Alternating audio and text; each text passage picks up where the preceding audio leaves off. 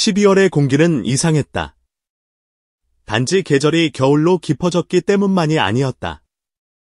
서울 광화문 한복판, 아직 해도 뜨기 전 새벽 5시도 되지 않은 시각의 브랜드 평판 조사 센터 앞은 이미 사람들로 숨을 쉬기 힘들 정도였다. 두꺼운 패딩에 목도리를 칭칭 감은 팬들, 카메라를 메고 삼각대를 들고 선 기자들, 라이브 버튼을 눌러둔 채 떨리는 손으로 화면을 고정하고 있던 1인 크리에이터들까지. 그들이 이 추위를 뚫고 이곳에 모인 이유는 단 하나였다. 올해 연예계 전체 판도를 갈아엎을 연예인 브랜드 평판 톱3, 그 역대급 결과가 사상 최초로 현장에서 생중계되는 날이었기 때문이다. 하지만 이 날을 기억하게 만드는 진짜 이유는 따로 있었다.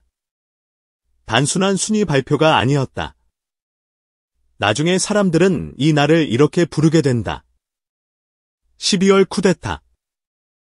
그리고 그 중심에는 1위라는 영광과 동시에 보이지 않는 공격의 표적이 되어버린 한 사람, 김용빈이 있었다.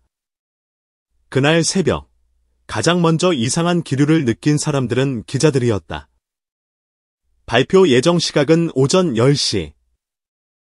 그러나 오전 4시 50분, 아직 하늘이 완전히 검은색에 가까운 그 시간에 센터 건물 뒤편 비상 출입구가 갑자기 열리더니 검은색 정장을 입은 관계자들이 잇따라 안으로 들어가는 모습이 포착된 것이다. 플래시도 터지지 않은 어두운 구석에서 카메라 뷰파인더를 통해 그 장면을 잡아낸 한 사진 기자가 중얼거렸다. 저 시간에 저기서 왜 움직여요? 발표 리허설을 하느라면 로비나 메인 홀이지. 서버실 있는 뒤쪽 비상구를 쓸 이유가 없는데. 누군가 농담처럼 대답했다. 혹시 진짜 쿠데타 하는 거 아냐? 그런데 그 농담은 몇 시간 뒤 아무도 웃지 못할 단어로 바뀌어 버린다. 이번 발표는 단순한 인기도 순위가 아니었다. 광고주들이 내년 모델 계약을 걸고 지켜보는 데이터. 방송사 편성팀이 파일럿 프로그램과 고정 예능을 누구에게 맡길지 결정하는 기준, 음원사와 공연사들이 투자 규모를 조정하는 신호등.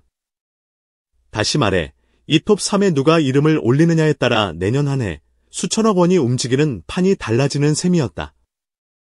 그러니 연예계 안팎에서는 이번 조사를 두고 이렇게 불렀다. 돈과 권력이 동시에 이동하는 브랜드 쿠데타. 그 중심에 선 세 사람.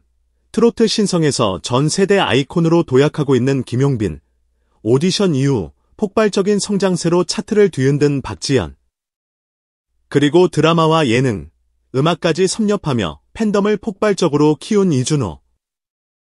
이 셋은 이미 발표 전부터 내부 톱3 유력 후보로 거론되고 있었다. 하지만 누가 1위를 차지하느냐에 따라 내년의 그림은 완전히 달라졌다. 발표를 불과 10여 분 앞둔 오전 9시 58분, 센터 건물 안대기실. 벽을 따라 붙어있는 모니터에서는 이미 전국 생중계를 알리는 자막이 흘러가고 있었다. 김용빈은 조용히 양손을 모으고 눈을 감은 채 깊게 호흡을 가다듬고 있었다. 들숨과 날숨 사이 지난 1년이 스쳐 지나갔다. 끝없는 스케줄, 수도 없이 올랐던 무대, 그리고 자신을 밀어올린 팬들의 함성. 그 순간 옆에서 매니저가 낮게 말했다.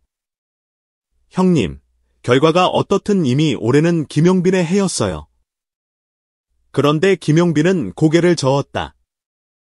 이번 건 그냥 1등, 2등 게임이 아니야. 이건 내년 전체 스케줄이 갈리는 싸움이고 누가 시장의 주도권을 가져가느냐 싸움이야. 그리고 그 싸움은 보이는 곳이 아니라 보이지 않는 곳에서 이미 시작됐는지도 몰라. 반대로 박지현의 대기실에는 묘한 여유가 감돌고 있었다. 그는 의자를 빙글 돌리며 매니저들에게 웃었다. 브랜드 평판은 숫자가 아니에요. 움직이는 생물 같아요.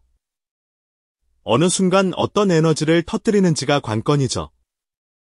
하지만 그의 복근처럼 단단한 자신감과는 달리 무릎 위에 올려둔 손가락이 미세하게 떨리고 있었다. 긴장은 누구에게도 예외가 아니었다. 또 다른 방에서 이준호는 휴대폰을 내려다보고 있었다. 새벽에 팬카페에 올라온 한 게시글이 그의 화면을 채우고 있었다. 준호야, 어떤 결과가 나와도 우리는 항상 내 편이야.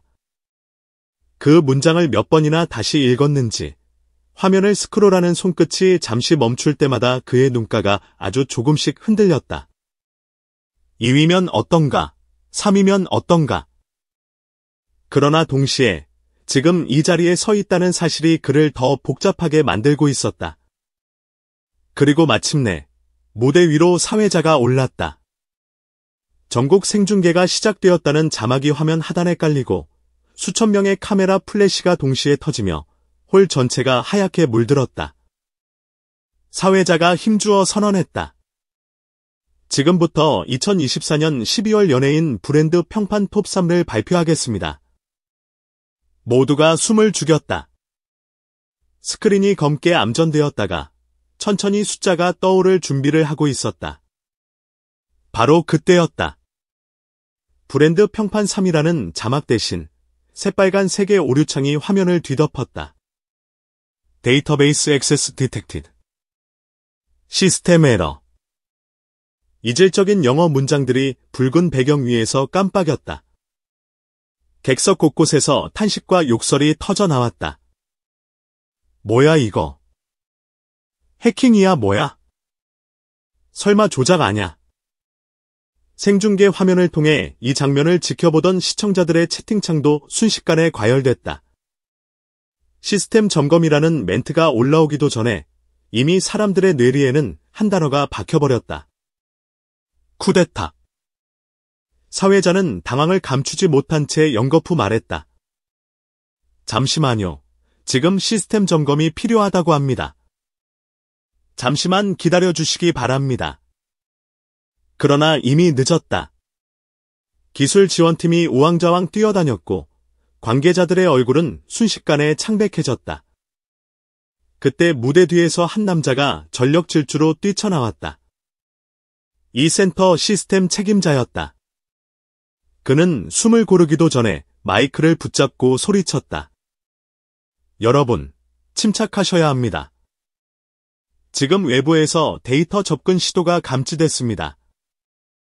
순간, 발표장은 얼어붙었다. 외부 접근, 데이터, 해킹. 한 단어 한 단어가 공기를 무겁게 끌어내렸다. 그리고 기술자의 말끝에 섞여 나온 마지막 한마디가 모든 사람의 귓가에 비수처럼 꽂혔다.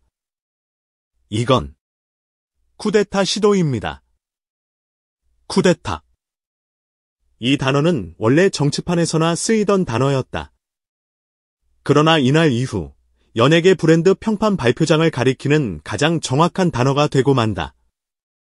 센터장으로 알려진 권영우 소장이 급히 무대 위로 올라와 상황을 정리했다.